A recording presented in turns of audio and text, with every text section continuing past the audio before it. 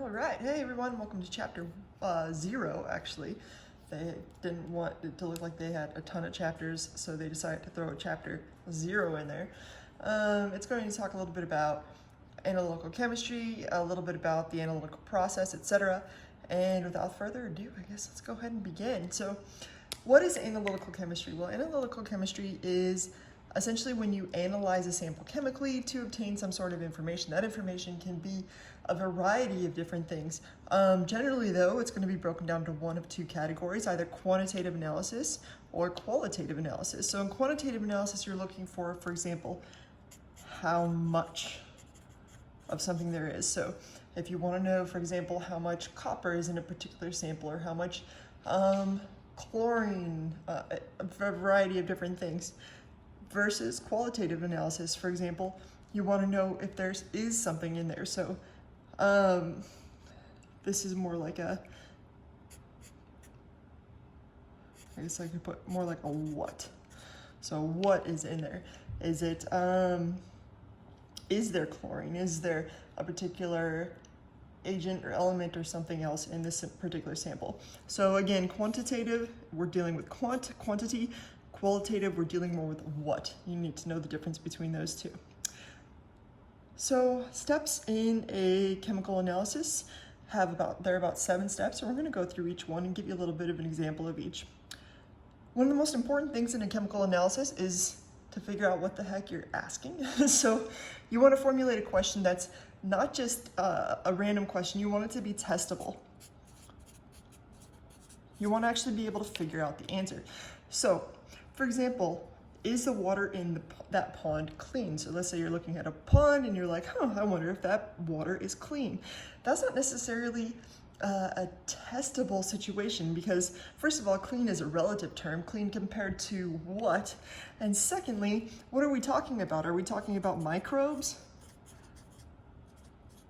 Are we talking about metals, heavy metals? What's the information that we're trying to obtain from this particular question? So this one actually wouldn't work. The next question is a lot more specific. It says how much lead is in the water. Even this question could be oddly interpreted. So for example, are you looking at elemental lead? Are you looking at some kind of ionic compound that contains lead, etc.? But for the most part, this one we can actually test. So let's go ahead and say that we wanted to know how much lead is in a particular body of water, so in a particular pond that we're looking at.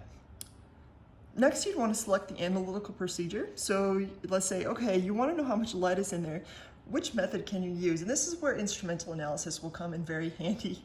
And also a lot of your old background from general chemistry 1, 2, and even organic chemistry if you took it, all that stuff will come in handy. So there's several different ways you can test lead. I don't expect you to be knowing them right now.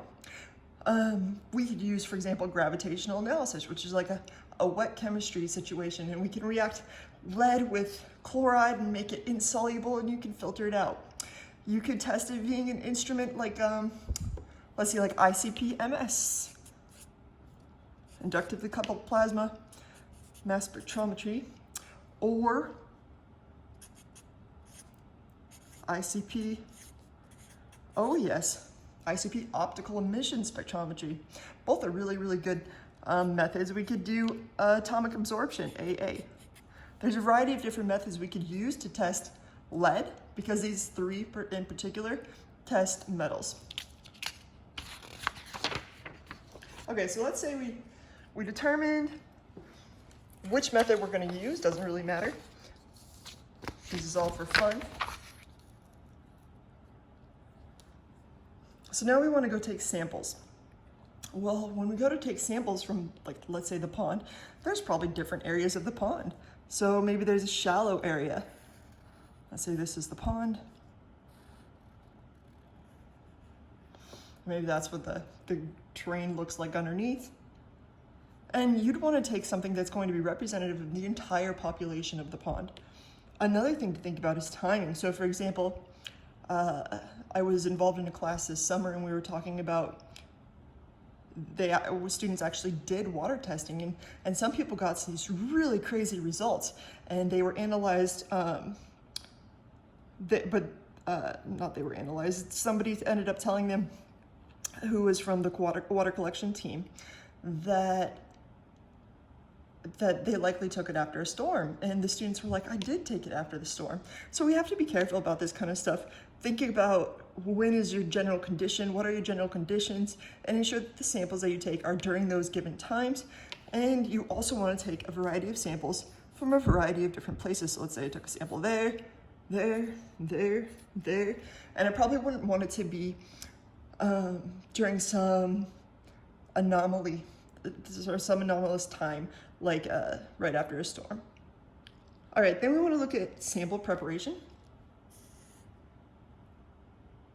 This is really important because you want to ensure that you're actually able to test stuff. So for example, if you have, if you're testing lead and your lead happens to be insoluble, meaning it's going to be a solid in your solution, most of these prep methods that we talked about here, most of these analytical methods that we talked about, we wouldn't be able to actually test it. So you'd have to find a way to dissolve it. So you'd want to go through and ensure that you know exactly what's going to be in your sample and how you would test it. And you kind of backtrack thinking about what you want to get and then think through how you're going to get it.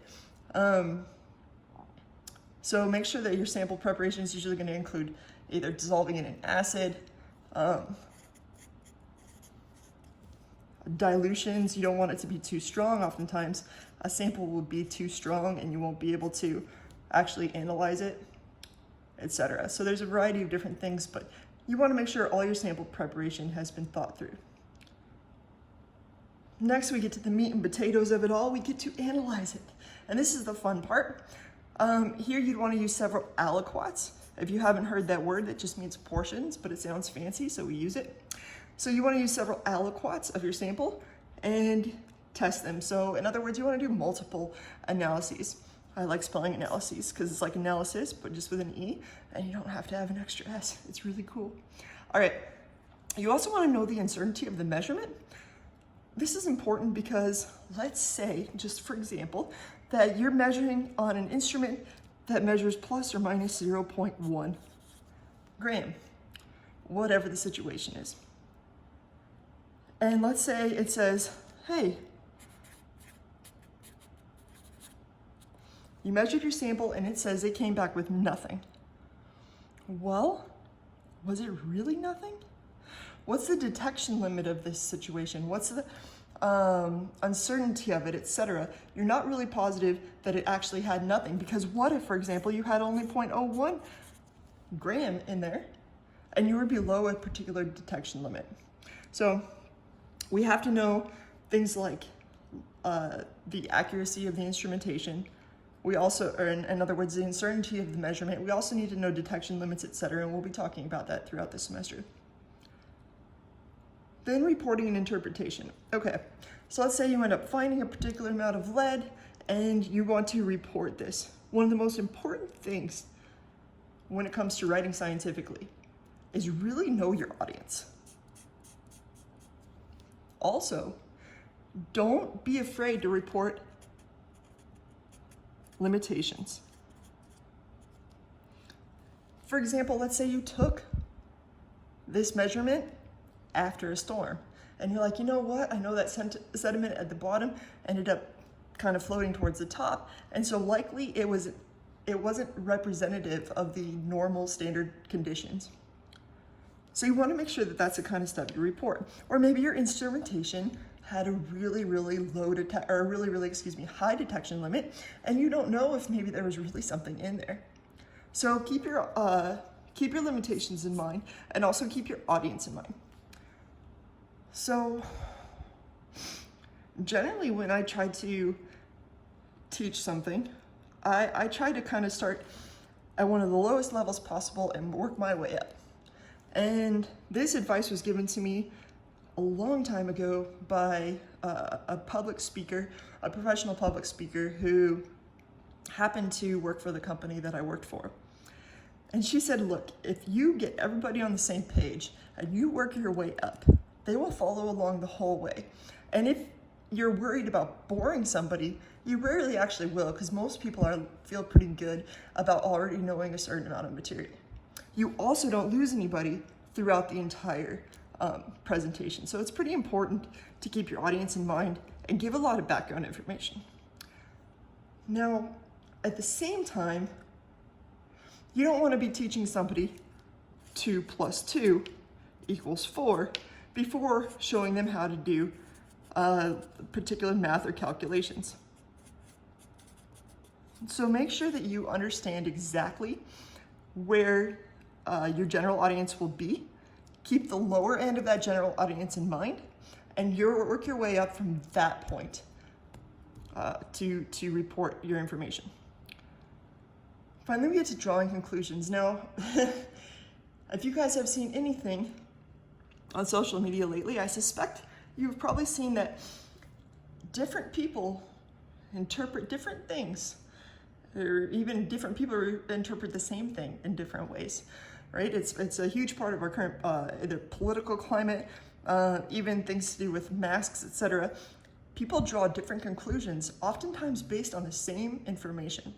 So when you are drawing a conclusion in your final report or whatever the situation may be, you want to ensure that you make it clear exactly what your position is.